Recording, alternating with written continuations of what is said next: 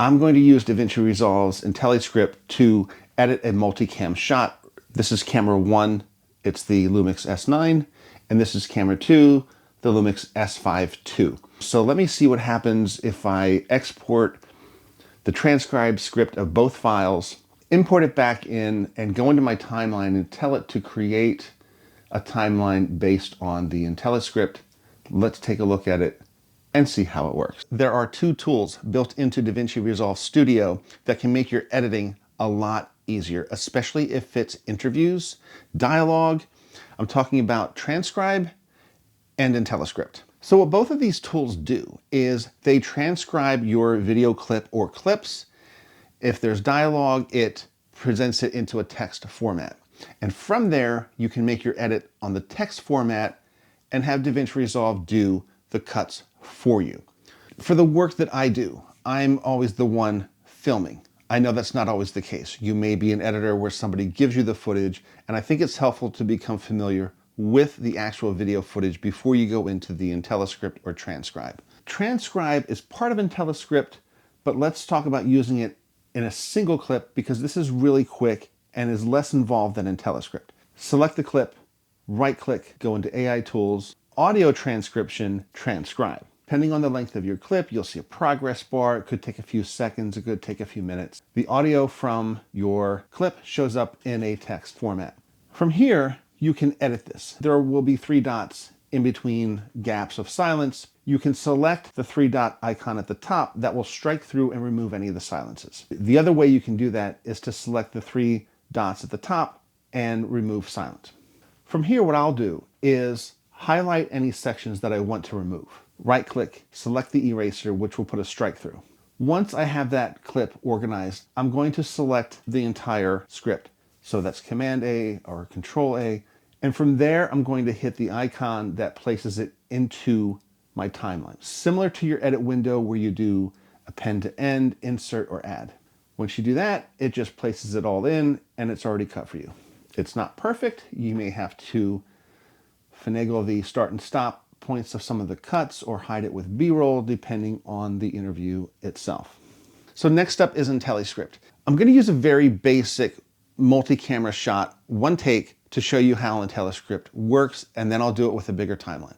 So now I'm going to take both of these files and import them into the Davinci Resolve media folder. I'm going to right-click, transcribe. I'm going to export that as a text file. And then I'm going to come back into Davinci Resolve. I'm going to do the same thing, select the clips that I want in my timeline, right-click, and I'm going to do Create New Timeline using IntelliScript. By selecting that text document, it's now going to put both of those files in to my timeline as such. I could do this with the sync, but I'm showing you how this works to show you how Transcribe works. What's missing is this element, and I'll show you what I did on a larger project. So here are my multiple files. I'm going to transcribe them. I'm going to export each file individually, and to do that, I just select the file at the top here, export them, and then I'm going to copy and paste them into a new text file. It's important to let you know that the time code doesn't matter for this. So I'm going to go through the text. I'm going to delete things that I don't want in there, similar to what I would do with the single clip in Transcribe. Now, if I wanted to, I could move some of these clips around. By clips, I mean I could move the text around. Once that's done, I'm going to save that file, go back into my timeline, select all the files, right-click, select Create New Timeline from IntelliScript, and it has now edited all 4 of those files for me based on the text that I wanted to keep. It's not perfect. You still have to smooth out some of the edits a little bit depending on the speaker, depending on if you want B-roll to cover up what they're saying. And in particular, if it doesn't sound natural, it may look right on text, but it may not translate well into the edit. I don't do enough multicam editing to say that this would work in the true multicam edit format, but I like the fact that for myself, at the most, I'll use 2 cameras. Being able to sync both of those has never been an issue. I could do that clip by clip. But to do this with the whole project now is pretty key. And that way everything's lined up. It just saves me a lot of time. And once again, I'm the one filming it, so I know what's there. I don't need to go through and look for anything that, you know, it might seem that you would want to get rid of based on reading a text, but on camera might translate better. Now, if you are using this for a vlog, commercial, website, YouTube, and you want to optimize the performance of the interview, what I've seen other people do is copy and paste that text into a program like Gemini or GPT to, ask it to format it best for audience retention.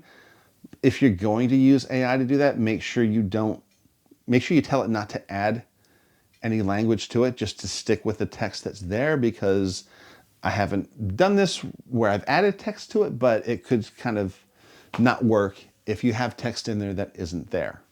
So just to clarify, Transcribe is best for single clip use in order, getting rid of silences. IntelliScript is better for multicam, multi-clip, and changing the order. Sometimes it's okay to let the interview breathe a little bit.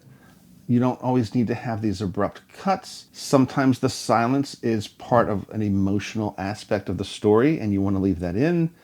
And especially now when AI is so popular and heavily used, it's nice to have that human element, to see somebody fumble, stumble over their words.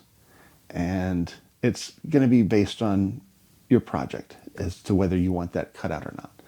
But I like that it's there. It's a very handy tool to have.